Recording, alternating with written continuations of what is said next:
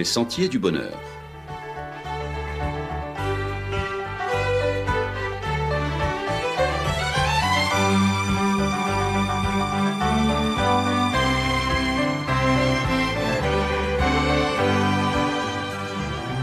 Une émission qui vous apporte un message d'espérance, de paix, de joie et de confiance. Chers amis auditeurs, bonjour. Au nom de la loi. Au nom de la loi, cela ressemble au titre d'un de ces westerns spaghetti que nos aînés affectionnaient aller voir au cinéma le dimanche où Django tirait toujours le premier. La loi, c'était souvent celle du plus sensible et du plus rapide à la gâchette. Nous sommes aujourd'hui à une époque où chacun veut vivre selon sa propre loi. Depuis que la génération « il est interdit d'interdire » a levé le bout de son nez, on vit dans une société ultra-libérale où chacun voudrait faire ce qui lui plaît, ce qui lui chante, comme ça lui chante quand il le souhaite et comme il le souhaite. C'est donc à chacun sa sauce.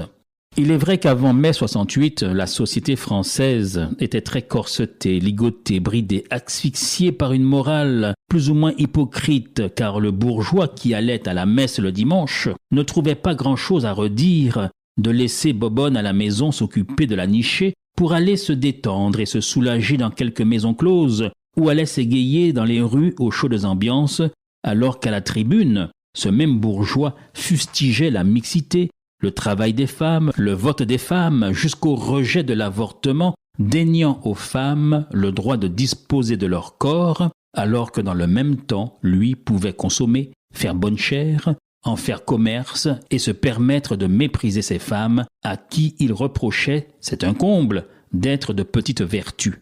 Aujourd'hui, un grand vent, une tornade, un cyclone de liberté très pluriel se sont abattus sur la société qui est maintenant suspendue, qui est accrochée à l'autre bout du balancier, refusant toute limitation, toute entrave. N'avait-on pas déjà crié dans les manifestations qu'il fallait jouir sans entrave? Aujourd'hui, tout est free, tout est libre service. On est à l'époque du « c'est mon choix ». Tout semble indifférent.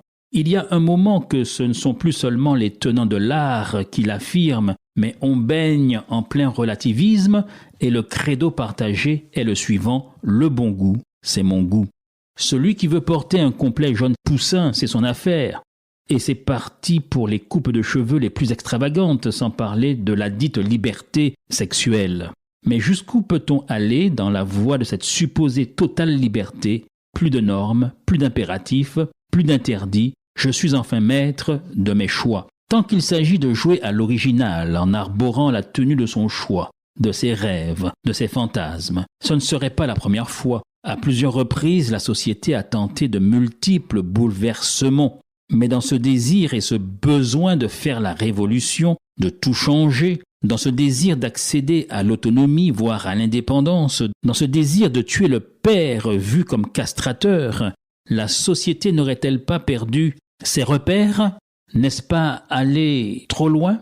N'est-ce pas jeter le bébé avec l'eau du bain? Peut-être que de l'eau a dépassé farine. La jeunesse en est un bon exemple qui souvent s'oppose sans prendre le temps d'analyser et rejette par-dessus bord armes et bagages pour se retrouver fort dépourvu, fort désemparé, le moment étant venu, ayant rejeté le père, il se retrouve sans repère. On a fait l'expérience avec des enfants de la maternelle, leur école étant près de la rue, on a dû enlever la clôture pour effectuer sa réparation. À la place, on y a posé momentanément un ruban phosphorescent. On a pu assister alors à la chose suivante. On a vu ces enfants ne plus jouer à proximité de la rue, là où était auparavant la barrière, mais se masser prudemment, désormais, pour jouer tout contre le mur de l'école. Oui, ce besoin de sécurité, au-delà des bravades et des fanfaronnades, nous habite tous. Les jeunes qui trop souvent fuient les lois nécessaires et la discipline indispensable au sein de leur famille pour se retrouver dans les gangs trouvent là un milieu encore plus normé. Oui, dans les bandes, le milieu est encore plus strict, plus brutal et violent, plus coercitif que l'ambiance protectrice et aimante qu'ils ont imprudemment abandonnée, comme la pauvre chevrette de M. Seguin, qui espérait trouver mieux en pensant que l'herbe était bien meilleure de l'autre côté et qui en a fait tristement les frais. Il en va de même pour la loi de Dieu. Ces 10 commandements, sa loi morale que nous connaissons tous, ne pas tuer, ne pas voler, ne pas prendre la femme de son voisin, l'éthique ordinaire celle qui nous permet de vivre ensemble, de faire société, est connue de tous, même si certains souhaiteraient opportunément s'en affranchir. La loi est donc nécessaire. Elle permet l'ordre et la viabilité de toute société humaine. Il n'y a pas de société sans loi. Le chrétien, le citoyen, respecte la loi et le gendarme est là pour la faire respecter et pour rappeler à l'ordre le contrevenant au nom de la loi. Et le juge est là pour punir le coupable au nom de la loi. Et s'il n'y parvient pas, alors c'est la contrainte du bracelet électronique, c'est l'enfermement en prison, ce sont les amendes qui nous contraignent financièrement. Que dit l'apôtre Paul? Tout simplement ceci. C'est pourquoi celui qui s'oppose à l'autorité résiste à l'ordre que Dieu a établi, et ceux qui résistent attireront une condamnation sur eux-mêmes. Ce n'est pas pour une bonne action, c'est pour une mauvaise que les magistrats sont à redouter. Veux-tu ne pas craindre l'autorité? Fais le bien, et tu auras son approbation. Le magistrat est serviteur de Dieu pour ton bien, mais si tu fais le mal, crains, car ce n'est pas en vain qu'il porte l'épée, étant serviteur de Dieu pour exercer la vengeance et punir celui qui fait le mal.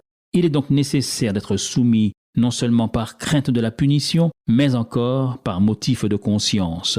C'est aussi pour cela que vous payez les impôts, car les magistrats sont des ministres de Dieu entièrement appliqués à cette fonction. Fin de citation. La loi existe parce que nous ne sommes pas toujours capables, naturellement, de toujours faire le bien spontanément.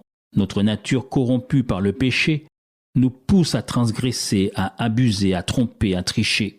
Même l'éducation, la bonne éducation, n'est souvent qu'un vernis masquant les délits, les exactions opérées par une élite en col blanc, par des personnes à qui on donnerait le bon Dieu sans confession. Les seules personnes qui n'ont pas besoin de la loi, ce sont les vrais chrétiens, pas des chrétiens de façade, avec étiquette, mais ce sont ceux et celles qui ont accepté de dire, comme l'affirme l'apôtre Paul dans son épître aux Galates au chapitre 2 et au verset 19, « Ce n'est plus moi qui vis, c'est Christ qui vit en moi. » Oui, seules les nouvelles créatures peuvent se passer de la loi, parce que pour elles, toujours comme le signale l'apôtre Paul dans sa deuxième épître aux Corinthiens au chapitre 5 et au verset 17, « Les choses anciennes sont passées, tout est devenu nouveau, et tout cela vient de Dieu. » Oui, ceux qui n'ont plus besoin de la loi, ce sont ceux qui permettent au Seigneur, selon son désir, de placer chaque jour, à chaque instant,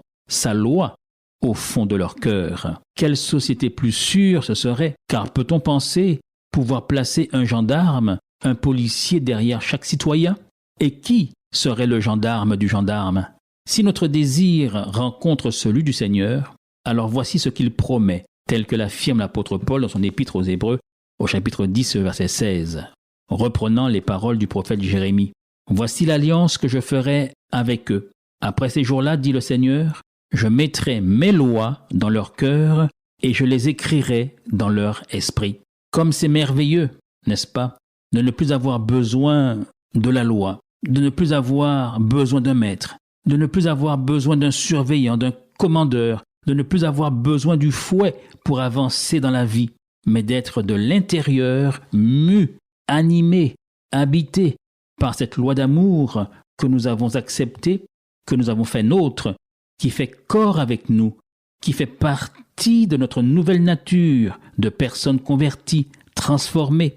Ce que fait pour nous l'Évangile et la lecture de la Bible, l'acceptation de Jésus comme notre sauveur personnel et qui garde nos pas jour après jour sur des sentiers de paix, de santé, de bonheur et de vérité. Là se trouve la vraie liberté, selon qu'il est dit dans l'épître de Jacques au chapitre 1er et au verset 25, « Car selon qu'il est dit, celui qui aura plongé les regards dans la loi parfaite, la loi de la liberté, et qui aura persévéré, n'étant pas un auditeur oublieux, mais qui se mettant à l'œuvre, celui-là sera heureux dans son activité. » Il y a donc une véritable bénédiction à passer par la nouvelle naissance, à ne plus être contraint de l'extérieur par une loi qui nous assujettit, mais d'avoir fait nôtre la volonté de Dieu, la loi de Dieu, la loi bonne et parfaite du Créateur. Alors, au nom de la loi, marchons donc libres. Et à la semaine prochaine, chers amis auditeurs. Où es-tu? Où es-tu? Que fais-tu Que fais-tu de ta vie? de ta vie? Que dis-tu Que dis-tu dans ta rue? dans ta rue? Où vas-tu Où vas-tu de ta vie? de ta vie? Que dis-tu Que dis-tu tous les jours? Vois l'amour de Jésus. Qu'attends-tu? Parle-lui, crois en lui, car c'est lui ton sauveur. Jésus est roi, C'est Jésus seul qui te rend libre. Jésus est roi, Son amour peut tout pardonner. Jésus est roi, Décide-toi si tu veux vivre, Jésus est roi. jouir enfin de sa liberté. Voilà la la la la, voilà la la la, liberté. Voilà la la la la,